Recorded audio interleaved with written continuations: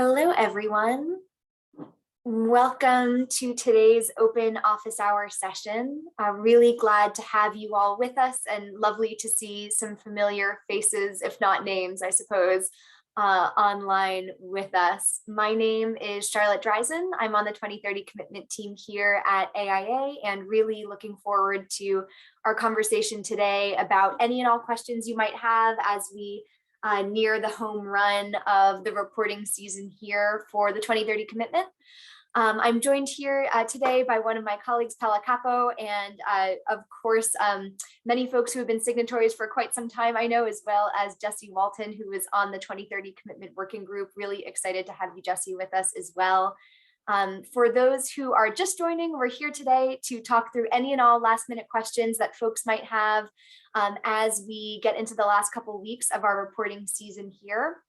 Thanks everyone for joining us, and I'm really looking forward to making good use of this next hour. We'll go ahead and talk through some of the changes that have been made to the DDX between the last reporting season and this current reporting season, as well as a smattering of best practices that are really helpful to keep in mind. But I really want to spend most of our time today answering questions that you guys have that are ones we really want to make sure to cover. So eager to tailor the conversation to what is top of mind for you all. And as we kind of get into things, I would be really curious to know if folks wouldn't mind dropping into the chat how many reporting seasons you all have had the chance to participate in, to drop data into the DDX and submit your portfolios for. Is this your first season reporting? First year? Thanks, Brittany. Good to see you here. I know we probably have some veteran folks. Third, excellent. Glad to hear it. Good to have a mix of folks on the line. Thanks, Patrice. 6 years, excellent. That's really helpful to know just as we walk through and talk about updates to the platform and best practices for those, whether you all have been reporting for many years or your first year. And exciting, Jesse, that you all have a 10-year anniversary here. Really glad to know that. Wonderful. Well, thank you everyone for dropping that information into the chat. It's really helpful to know. Thanks for doing so. And as we get started here, I'm going to go through just a few slides to talk through some of the big important changes that have been made. Which hopefully might alleviate some of the questions you all have. But again, we'll just spend really a few minutes on that and really dive into questions that you all have top of mind. As I kind of get into the introduction here and those updates, please do start dropping questions that you have into the chat. I can keep an eye peeled for them so I can make sure to cover anything that's relevant to the updates we're talking through as we go through them. But of course can go through them one by one and jump into the DDX itself to help troubleshoot and answer whatever might be confusing or any challenges that you're having. So with that in mind, please do start brainstorming and we are gonna go ahead and get going here. So I will, and if anyone can't see my screen at any point, or if I cut out on audio, please feel free to shout. And as we go through the conversation today, please totally do feel free to unmute yourself and ask questions, to stop and interrupt. And of course, feel free to over the chat as well. But really looking forward to talking through now, of course, questions, last minute questions that we have about reporting your portfolio. A reminder, I'm sure everyone kind of has top of mind the deadline, but just to reiterate it, of course, it's March 31st. So I have a couple weeks left here until that March 31st deadline. We try and make it easy, have it run the same 3 months from December 31st through March 31st every year. We know that there with COVID were some alterations to that the past couple of years, but we are really glad to kind of be back on our normal cadence here. And as many of you all know, there are multiple ways that you can input data into the DDX for your reporting. You don't have to use just one method. A lot of folks choose to do a combination of different methods depending on what works well for your firm, how big your firm is, how many projects you have, what kind of information are you inputting into the system. Direct input is typically what we spend the most amount of time on, although I know we likely have some folks on here who are doing bulk upload that I've had the chance to speak with you all and support appointments through. So eager for any questions you may have kind of across the spectrum, but helpful to kind of keep in mind as we go through. And Sure. It looks like we already have some questions in the chat. Did you want to answer as they come or do it at the end of the presentation? Yeah, a great question. I might, the questions that have come in, I think are looking pretty coalesced around energy modeling. And I think there's some best practices and tips that I have in just a few slides that might answer. Thank you for jumping in. I didn't know if you saw them or not. No worries, much appreciated. Thanks for unmuting and hopping in, and would be eager for your thoughts on some of these too, Jesse, Sure. for sure. Appreciate that. As we think about what projects that we want to be reporting into the DDX, kind of a reminder that we're thinking about all projects in one's portfolio that are active. Not just the ones that are necessarily very high performing. Anything that is in the active phase from concept to construction documents and administration, anything that really touches HVAC or building envelope that has substantial modifications, whether it's new construction or existing buildings. And of course, knowing we have interior only projects too that are measuring predicted lighting power density, as well as whole building projects, whether new or existing renovations that are reporting predicted energy use intensity. A lot of firms, as some of you all on the line, I know likely have a size threshold that under a certain size, you may not report every last project if some are very, very small. So that's something that will likely be articulated in your sustainability action plan. Knowing we have a couple first year reporters on the line, something that you all likely spent a lot of the past year thinking about. And for those who have been with us now for 3 or 4 or 5, 6 years, 10 years, that you all probably have a pretty good cadence in place for. A reminder, of course, I know that we get a lot of questions about how data is going to be used, especially from your clients as we get into the reporting phase here. A reminder that all data entered into the DDX is confidential, and that the only way that it is aggregated and shared is in anonymous fashion in the by the numbers report each year, which provides a real snapshot of the program and highlights the impact that 2030 commitment signatories have made, as well as progress towards our targets that are right now 80% reduction of predicted energy use intensity, as well as working towards the of course, big target of 2030 having net zero carbon buildings across your portfolio. And of course, this has increased over time. So I know folks who have been in the program for many years likely had a 60 or 70, perhaps an 80% PEUI reduction goal that they were working towards. In the future, that'll be increasing up towards 90 and then 100 as we move forward with the program. Some important changes to the DDX to be aware of. The two really big important changes that are really helpful to keep in mind as you guys get into the DDX this reporting cycle and kind of finalize the process if you're in the home stretch is that reporting date has been switched to reporting year. So whereas in past iterations of the DDX and in past reporting seasons, you picked a particular month, date, year to associate with a project, it's really been simplified. We got a lot of really valuable feedback from folks that something more simple that's just an annual piece of information would be most helpful. So instead of a particular date, it's now a reporting year. So one of the impacts of that change is that for inclusion in your 2021 portfolio submission, we need to make sure at least one piece of design data is associated with the year 2021. And there's some great ways of doing that for projects that are already existing in your portfolio, of duplicating some of the design data entries you might have done in last year or years prior, to bring it forward to 2021 and add any new relevant information if there is any to add. Or just to duplicate it, to bring it to 2021 into whatever phase it's in, if there's no new energy modeling that's been done. And then, of course, wanting to call attention to the fact that we've reduced and simplified project types from whole building or to whole building and interior only. So whole building projects tracking predicted energy use intensity and interior only focusing on predicted lighting power density. And we'll go through the next few super quickly.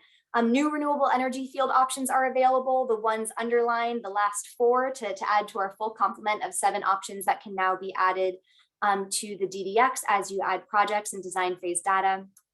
We also have a couple new energy and carbon modeling fields, some new energy modeling tool options that you can select when you're inputting PEUI if you did pursue energy modeling and are not doing it by fuel sources.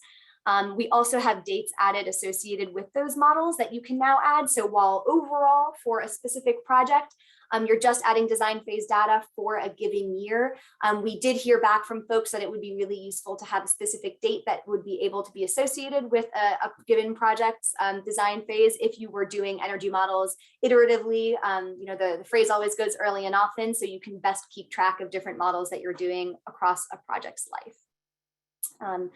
And some new energy codes that we've added to make folks aware of that can now be used in the DDX as you report.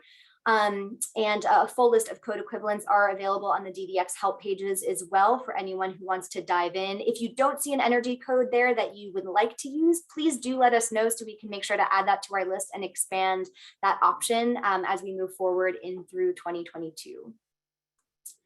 And I will pause here. I know we have a handful of new questions. Marie, thanks for that question about marking projects as complete.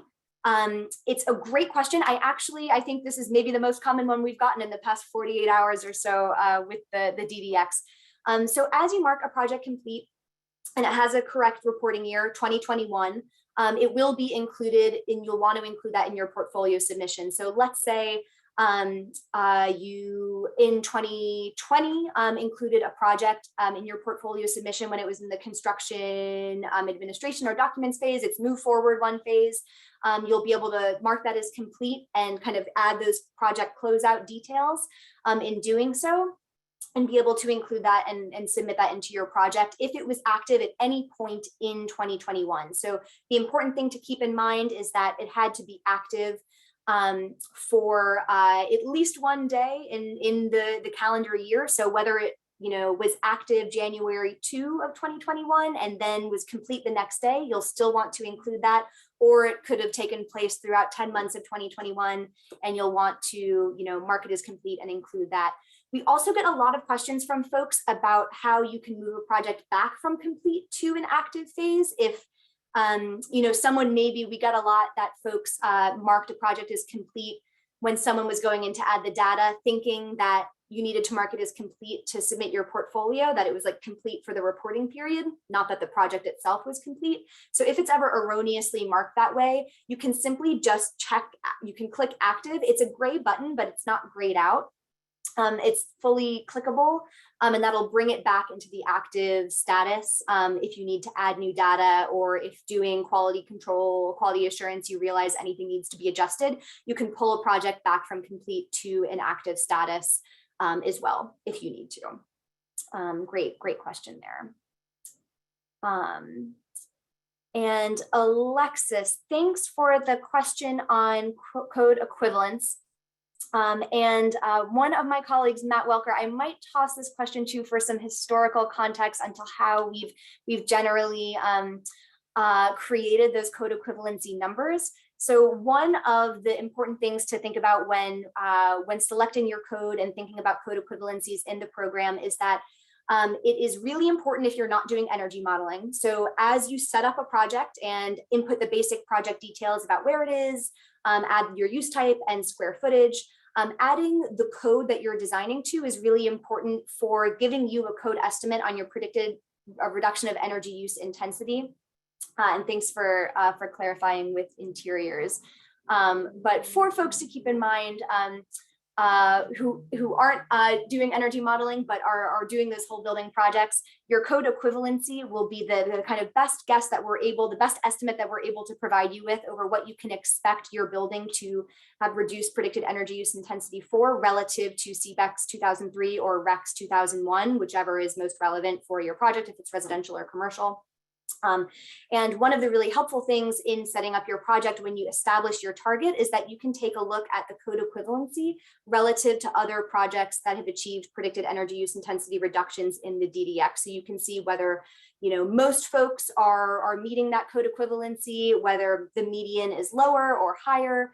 as well. But the code equivalencies are basically a number that is, lower than Rex 2001 or CVEX 2003. That's an estimate of how the building will perform relative to those baselines. And it's based on analysis from PNNL and based on ZEPI scores. But Matt, if I might be able to toss the second half of that question to you there to go into a bit more depth. Sure. Analysis that take place. Sure, I think you hit the high point. So as codes are being developed, and this is particularly true for ASHRAE's codes and the IECC, which are each updated every 3 years, they go through a process of code determination. There's a preliminary analysis, the actual analysis, and then additional that happens when the new code is being prepared. That analysis is done by Pacific Northwest National Labs, PNNL. They publish a report. Those are accessible online through their account or through their site.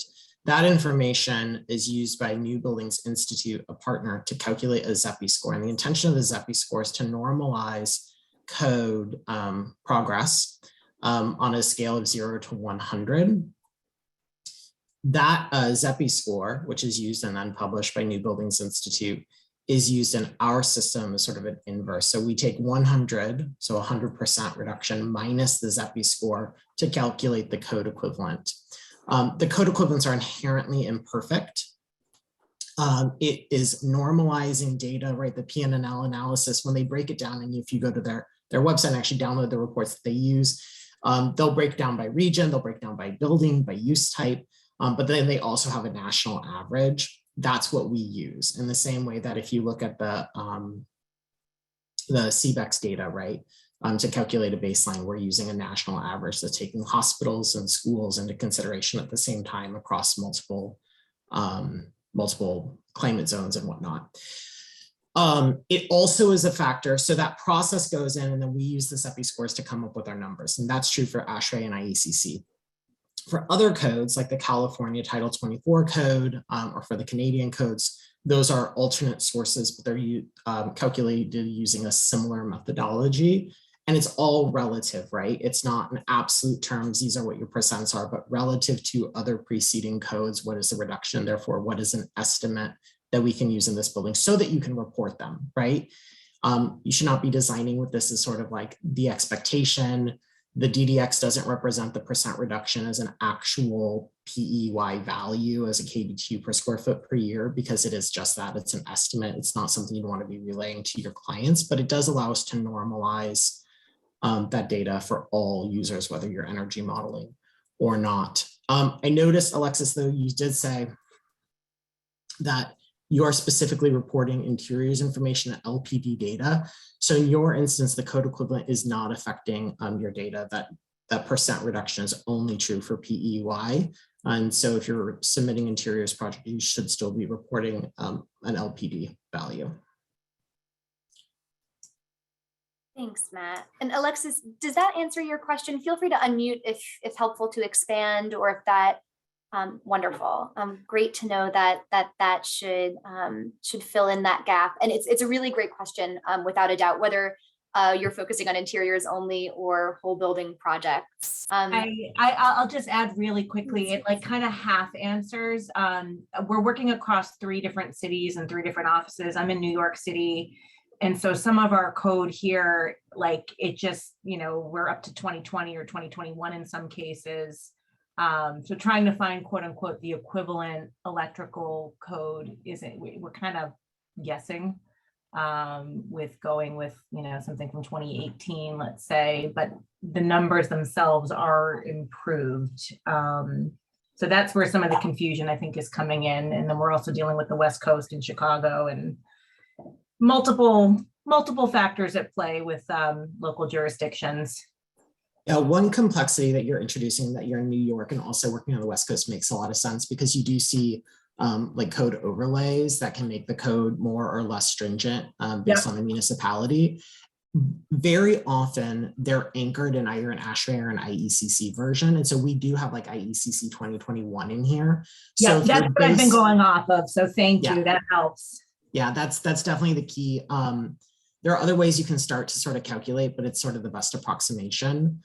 So yeah, if you can find out what the base code is in instances like yours where you're seeing that regional variation, that's probably key. And then of course, if you're in a place that tends to have more stringent code and code enforcement or more progressive policies, and you will know that through your day-to-day work as an architect, you can eke toward one of those higher codes. Okay, thank you very much. That helps. Glad to. Thanks, Alexis and Matt there. A couple of questions from a bit earlier on and a couple direct messages that I would love to answer. And thanks everyone for dropping in questions. Please keep doing so. One question about using Energy Pro as an energy modeling tool and not seeing that as an option. Brittany, thanks for asking that one. Great to know that it is a tool that you all are using, so we can kind of add that to our list of new options to bring in. If you ever don't see an energy modeling tool that you're using, you're exactly right that you would want to select other as an option. But Matt, I see you're unmuting yourself, so please do jump in. So yeah, this is also a really interesting one. It's one that we've talked about, renaming how things appear in the DDX. I believe that Energy Pro appears as like DOE 2.1 space Energy Pro because it's powered by a different like a base engine on the front side. So I'd encourage you to check through there. I know it can be a little bit overwhelming, especially if you're used to referring to something as like Energy Pro. But if you go through the DOEs and you look at the end word, you will find that there are more options. And one thing I've experienced is folks just sort of blow past those, right? Breeze through, you go to the E's looking for it. But sometimes they're buried under the DOE engines. And we have looked at updating the naming on that, but that needs to happen outside of the reporting cycle to not adversely affect our friends who use bulk upload or API. Thanks, Matt. Much appreciated.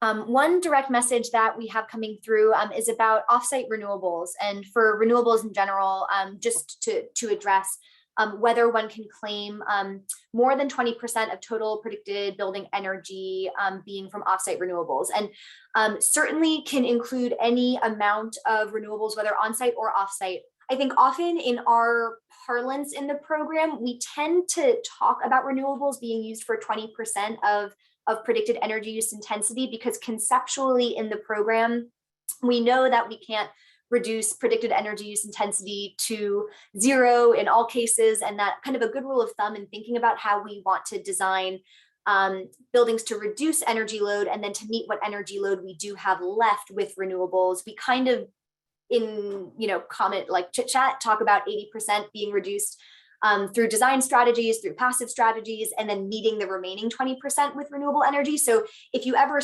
see that listed anywhere, it's definitely just kind of in reference to kind of the conceptual framework of how one wants to first reduce predicted energy use intensity, and then for energy that you do use to meet whatever that is with renewables on or offsite. So definitely there's no threshold or bar that you can't cross. But just a way that we try and talk about prioritizing design strategies first over, not reducing predicted energy use intensity at all and meeting everything through offsite renewable energy, wouldn't be the goal. Thanks for asking that question there. And I don't think we have any additional questions that we haven't answered at this time.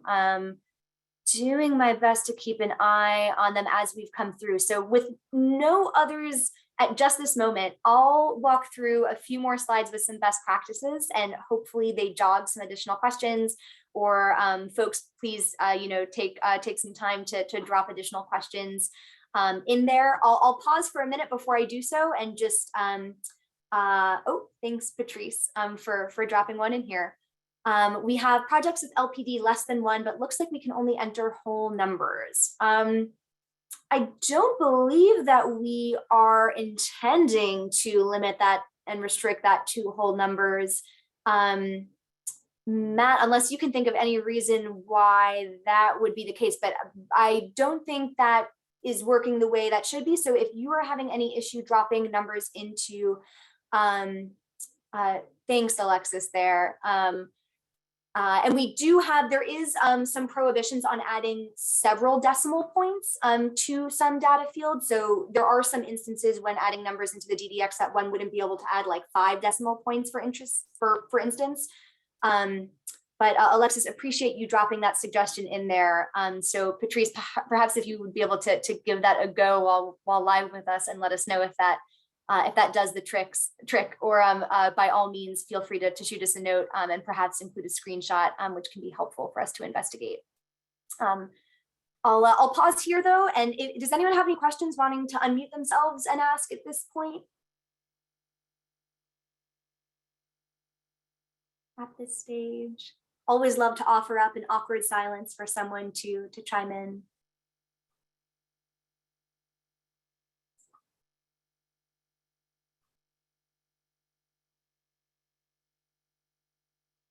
And Kit, I'm gonna, can we edit notes? Patrice, yep, definitely should be able to edit the notes fields of projects that you are working with. And I would love to, Kit, to chime in and share the comment question you sent my way so I can make sure to be speaking accurately about renewables. And perhaps Matt or Paula also get your thoughts here.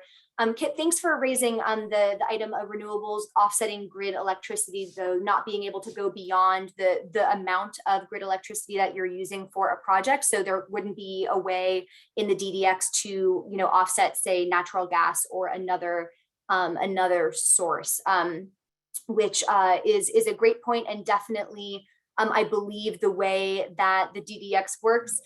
So perhaps to Dennis, to your question about kind of what a threshold might be for adding renewables to offset electricity, should you only be using 20% of your building's energy from grid electricity? It sounds like, and thanks Kit for bringing this up, is a qualifier that one wouldn't be able to say offset 80% of energy off-site through renewables, and only up to the quantity that you use of grid electricity. Appreciate you bringing that up, Kit. And Matt, thank you for adding there on the notes side. Perhaps I'm misrepresenting the notes there on the super admin functionality that we staff have. Appreciate you bringing that up, Matt. That notes cannot be edited or deleted at this time, but it's something that we flagged to update in the DDX. So apologies for misconstruing that, Patrice, but thank you for clarifying that, Matt. Appreciate it. Wonderful. Appreciate those couple of questions. Camilla, looks like we have one in here about whether if the only gas that is provided to a building like a high rise in New York City is for a generator, do we account for it in our energy use since it's only used in an emergency? I don't believe that would likely make sense to include, knowing that it's not kind of on an ongoing day-to-day basis, an energy source that you're relying on for the building. Matt, would I be able to ask for your confirmation there? I don't know if I've encountered this situation to date yet.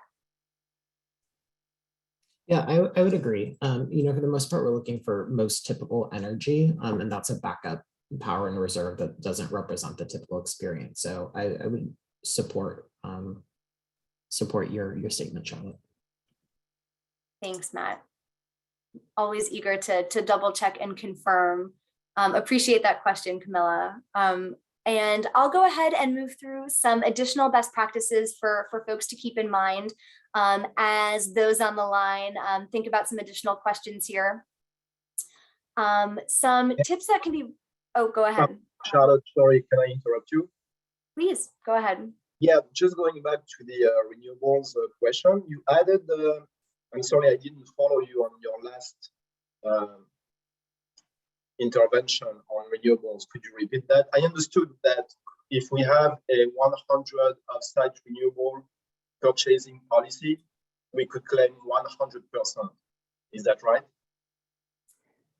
Yes. Thanks for unmuting and jumping back in. And I believe and feel free to restate this, but I think I heard you correctly that hypothetically, if a building is using 100% grid electricity, that you would be able to offset 100% of that offsite. That's your question? Yes. Awesome, thank you.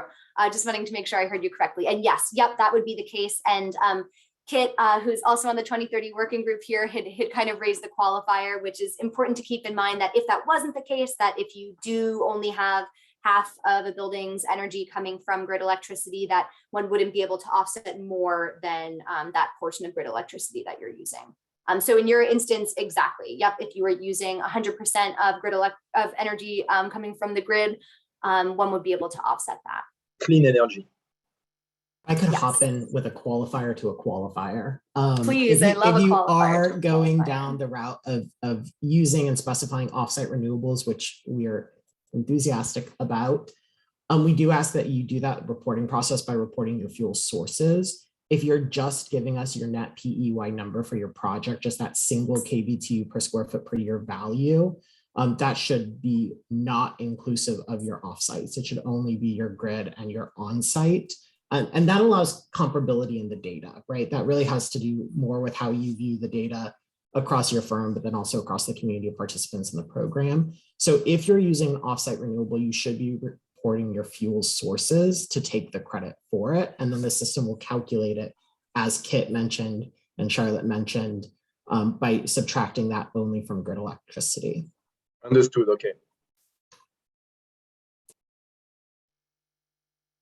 Thanks for the question and clarifying there. And I'm just pulling up on my end where one would be inputting that information in the DDX in case helpful for a visual there, Dennis, or others who are thinking about it. So as Matt was referencing, the fuel sources that you might be using to calculate would be located here, just as one hops in and creates a new design phase data entry.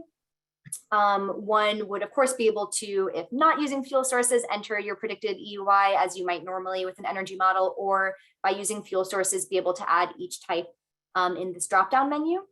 Sure. And then qualitatively, of course, under the renewable energy section itself, selecting whichever on-site or off-site renewables that you might be using. Yeah, and I found those fields, and that was actually clear to me. Okay.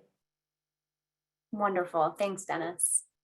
And a question for Camilla, and I'm curious that perhaps Kit and Jesse, if we could beg your experience and expertise here on this question about whether there are any good rules of thumbs that you guys are familiar with for determining the daily average number of occupants depending on use.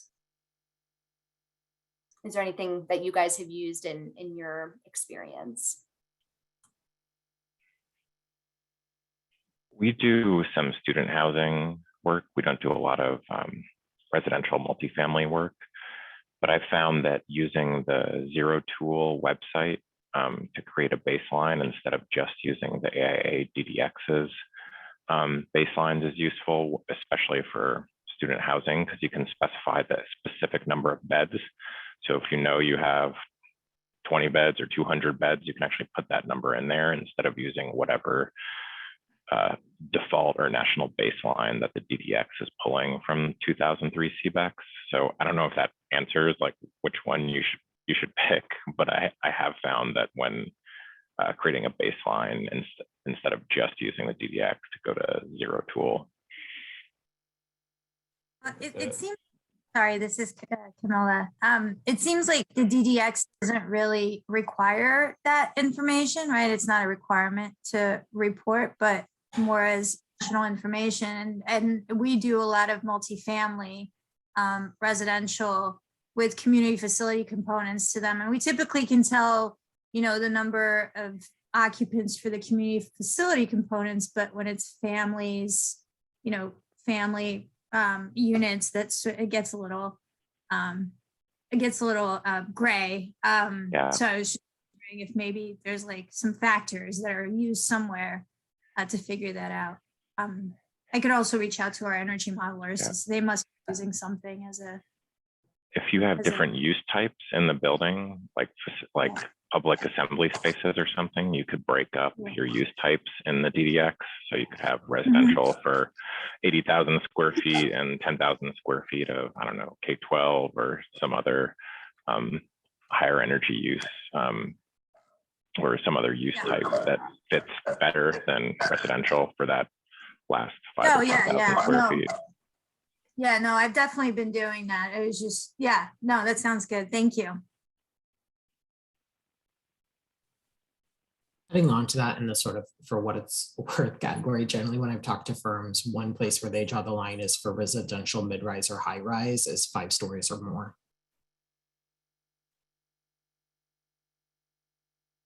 Thanks, Matt. And as Jesse mentioned, in terms of zero tool, just to keep in mind, Camilla, or others that might be thinking through some of these considerations for average occupants or beds, zero tool does allow you to kind of create that more accurate specific baseline to your project for a lot of use types where those are pretty big important variables. So the DDX assumes all of the default settings if on an ongoing basis, whenever you jump into the DDX and create a new project to establish your baseline based on those use types. But for something like residential or healthcare is really dependent on, like number of hospital beds, for instance. So if you do know that information, it can be really helpful to go to zero tool and add that in so you can get that customized baseline information on those specific pieces you might know. Same thing, for healthcare, for instance, with MRIs, those are kind of the big variables for that use type.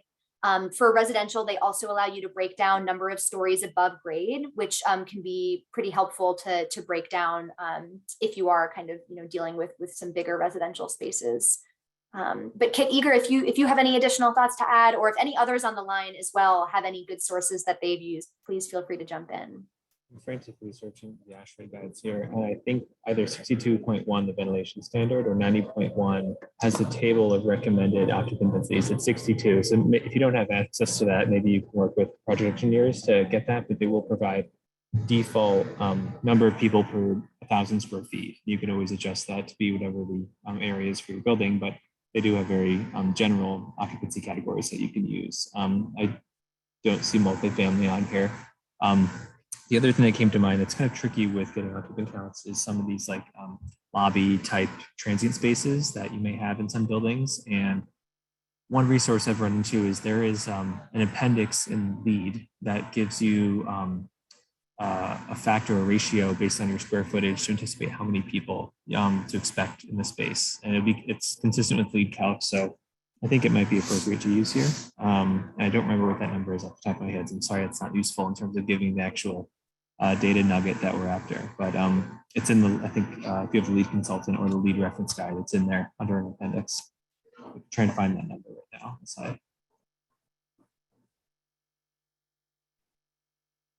Yeah, thank you. I see it. That's actually very useful. Thanks. Wonderful, much appreciated, Kit. Any additional thoughts there from anyone?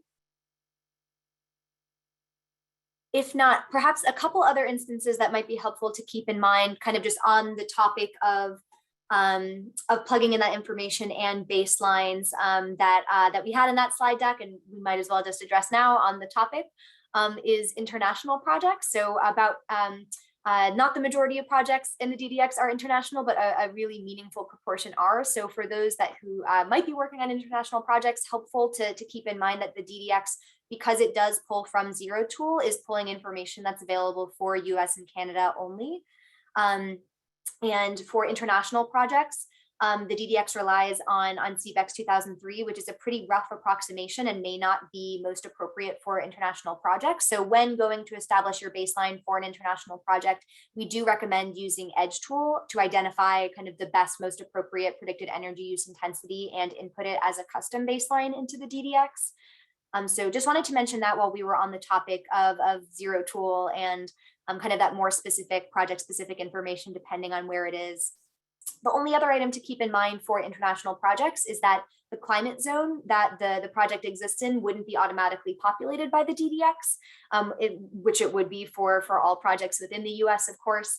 So one can identify a kind of comparable climate zone for an international project by using the climate zone table that we provide on the DDX help pages, which I can go ahead and drop into the chat for folks as well. But something that might be helpful to keep in the back of your mind as you go through projects during this reporting period and onward as you add new projects from the get-go moving forward.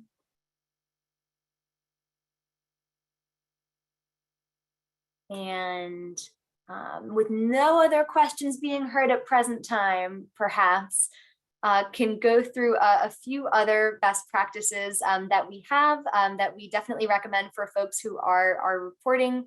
I'm going to go ahead and re-share my screen and walk through a couple really easy ways to help prioritize projects that you're adding in the DDX. And let me know if you're not able to see it, but hopefully I'm coming through now. On your company profile, here we have kind of our test users profile here. One of the really helpful ways to prioritize your projects might be starting with projects that you've submitted in past portfolios that you simply need to add information to or bring forward the most recent reporting phase into the next one for 2021, because as we talked about, now that we've simplified to just a reporting year and not a reporting date, we do need to make sure that 2021 design phase data is in the system. So to call out kind of this filter function we have here that not all are familiar with and use, in case you're not familiar with it, this kind of stacked pyramid will blow up different filters that you can look at. The rightmost columns for reporting year and years that you submitted a project in a portfolio can be really helpful. So in this reporting year, we're of course focusing on 2021 projects. We report for the year prior, just like taxes. So you might want to select 2020 to pull up those projects you included in your last portfolio. And for those that aren't complete, bring them forward into 2021 and add a new design phase for it. So just for instance, this kind of test project we have here, I reported it in my most recent portfolio submission. So I might want to go ahead and bring it forward and add a design phase to it for this most recent year. Let's say I've already added concept, but it's gone ahead into schematic design. I can simply create a new design phase data. I can also click the right 3 dots here and click duplicate for another year, which is a really easy way of bringing along all of the same information and simply advancing it into whatever reporting phase is most appropriate, whether it skipped ahead just one or several phases into the reporting phase. So that's one really helpful tool to use and go through and prioritize the projects that are already in the system, to either kind of just add a new design phase for the year, let's say design development. And if no additional information needs to be added, there's no new energy modeling that's been done, we're sticking with the same energy model that was done, one phase prior, we'll just be able to go ahead and save that design phase data. And you're all set for that project. If anything did change, if you did another energy model and lowered your PEUI from 15 to 12, let's say, you can go ahead and update that if needed to, let's say that was done in November of 2021, same anniversary and done on the same tool, we'd be able to go and make that quick adjustment and save. So that's one helpful way to kind of speed up the process for folks who have a lot of projects already in the system, maybe only need to add a few new projects, or at least to use as a starting place for those that do have big portfolios to work through. Does that make sense to folks? Does anyone use that out of curiosity, that duplicate feature to bring forward design phases from their last reporting period? Curious if folks find that helpful. Lindsay, great to know that you use that. Wonderful. Excellent. That's great to know. Excellent. So that can be really helpful filtering through your projects kind of on your company portfolio page or on your personal portfolio page. And then, of course, really making sure that anything, of course, that you've touched in any way, shape, or form in 2021 that was active, whether for one day or for the whole year, has at least one piece of design phase data for 2021 is really helpful. What other questions are top of mind for folks? I know we are most of the way through our hour. Oh, thanks, Rachel, for adding that one in. It's really exciting to know that so many folks have been using that duplicate feature. It's something that was actually highlighted on a previous call, just like this one in past reporting cycles. So we're really excited to have been able to roll out that functionality and great to know that it's proved useful for folks. Rachel, thanks for this question. If we have projects that are collaborative with other firms, is there a recommendation on who should report it? Any concerns about double reporting projects? It's a great question. One that we definitely get often, more so this year than in any year past, knowing that the 2030 commitment, we are really exciting to see a lot of growth in.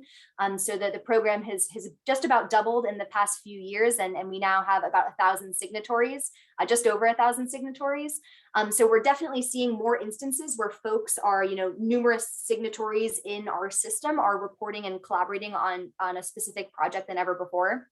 It's something that is indeed hard to weed out on the back end. So we're actively working and investigating kind of a formal feature that allows you to link a project or share a project beyond the collaborator tools and the possibility to add a collaborator from within the DDX that exists right now.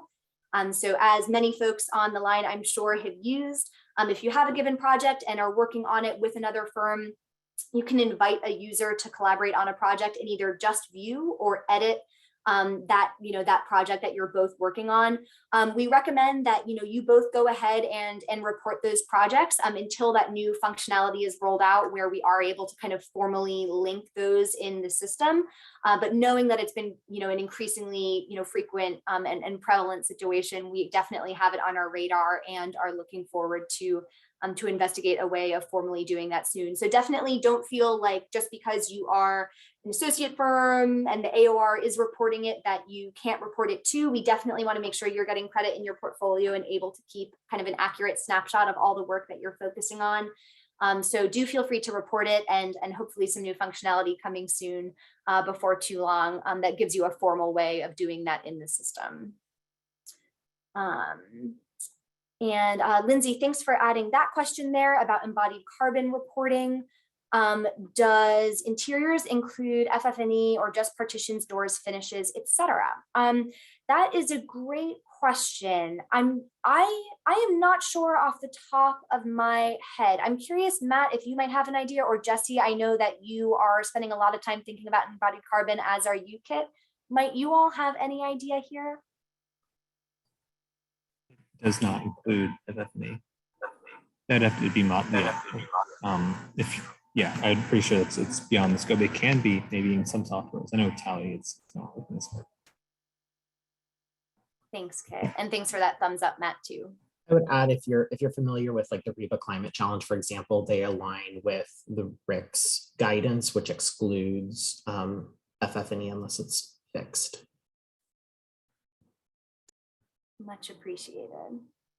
And Camilla, thanks for this question as well about the use type for a shelter. An interesting question. I'm not sure I have come across this one before. I do think that lodging like a hotel or motel would likely be a pretty comparable use type, knowing we don't have one, of course, that's specifically for shelters. Curious if anyone else has come across this before and what use type they might have selected. Has anyone confronted in the past also? We've done a number of housing projects, not shelter housing, but other kind of public housing. And we're actually struggling with this issue right now. There's a bunch of different use types you could use: multifamily housing, residence hall, other public services, other education. I guess I would just think about, I think CBEX has definitions buried somewhere on their website that kind of talks about what use types are supposed to be used for the use types that are in Zero Tool and the DDX. So maybe just try to match one that most closely aligns with the types of usage during the day and during the year that a shelter would. Best answer I have. That's a little fluffy. I do believe that if you use the CBEX definition, it would be residential, or it'd be lodging other, which I think what we have is lodging general. The way they have their definition set up is it's like anything else that isn't specifically defined. But you're exactly right. There is some flexibility there. Thanks, Matt and Jesse. Great suggestions there. And perhaps we can also kind of expand the conversation to you all on the line and in our working group with this question, Zach, that you had thrown in here. It's a really good one about kind of which PEUI to use when you have multiple at hand. Just to read out for the folks who might not have access to chat.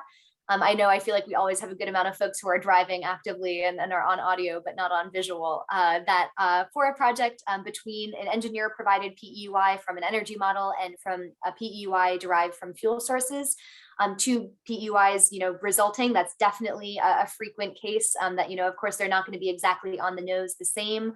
Any recommendations on which to input and which might be more realistic? Curious, Jesse, Kit, others, how you've approached this in the past. I haven't had this come up on my projects in the past.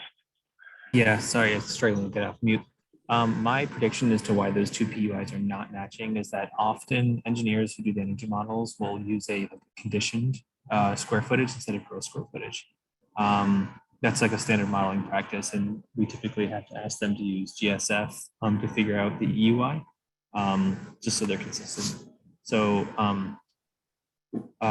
one thing you could do if that's not in cards is take the total energy that's provided to you in the energy model report, if that's accessible, or an email, and then just work out with the EUIs using the gross square footage for the building. Does that make sense?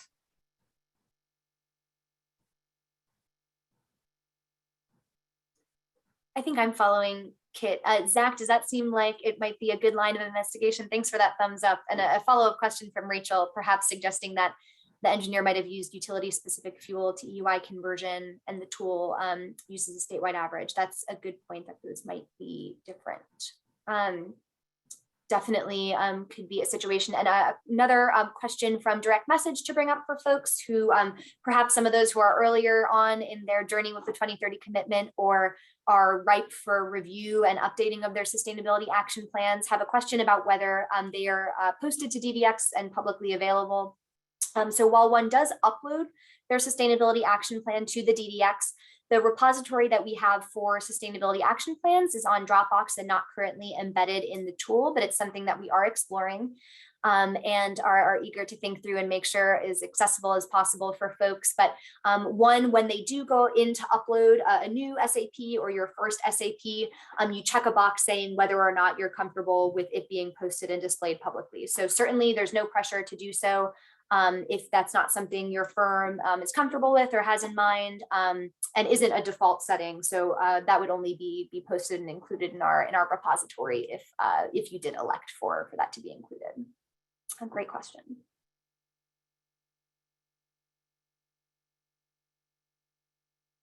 And thanks for that clarification, Kit. And Lindsay, thanks for throwing in a follow-up here on embodied carbon.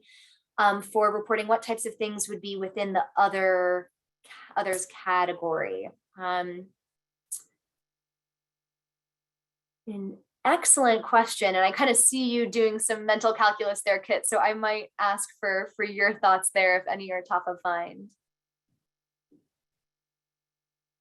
But I believe you might be on mute if yes, there we go. Sorry. A real quick answer is like one example is landscape. It's not typically within the scope of AEC practitioners, but it is a domain that can benefit from LCA, and it is a practice, but not typically included. There's probably some other good examples, but that would be an example of others that comes to mind. Thanks, Kit, for brainstorming there with us. Curious if for the folks we do have on the line, who is thinking about reporting embodied carbon or is actively reporting embodied carbon, knowing that we introduced these fields for the first time last year. Curious to get kind of like a pulse on how folks are thinking about it, how deep you might be in collecting that data or reporting that data. Anyone feel free to unmute, of course, do if you have any specific thoughts there.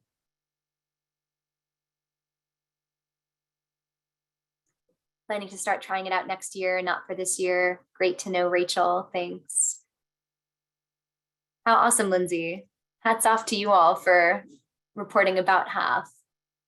That's exciting. Definitely, I know I'm not the only one who's excited to kind of see after the second year that embodied carbon fields have been offered, how growth and reporting for it increases. Really, it's been really helpful to get folks' feedback there. Thanks, Deirdre, for adding that. Not yet, but in the works for the coming year. Have a question in from direct message, kind of about perhaps related to that. About whether AIA plans to partner with SE 2050 to streamline reporting. Definitely, we are in pretty close contact and in conversation with folks at SE 2050 and MEP 2040, kind of speaking of, and have been, I know Matt, you in particular had some conversations early on with their group as they got off and rolling.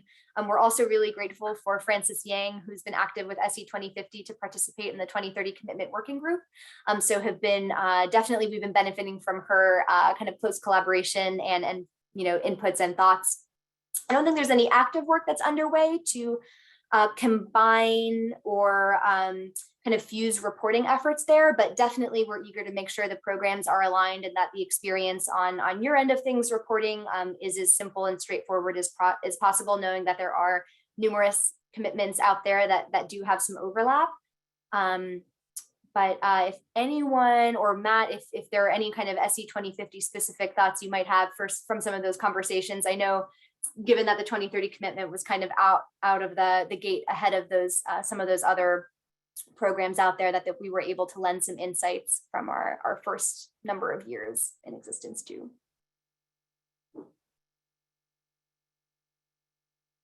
But a great question. Thanks for asking there.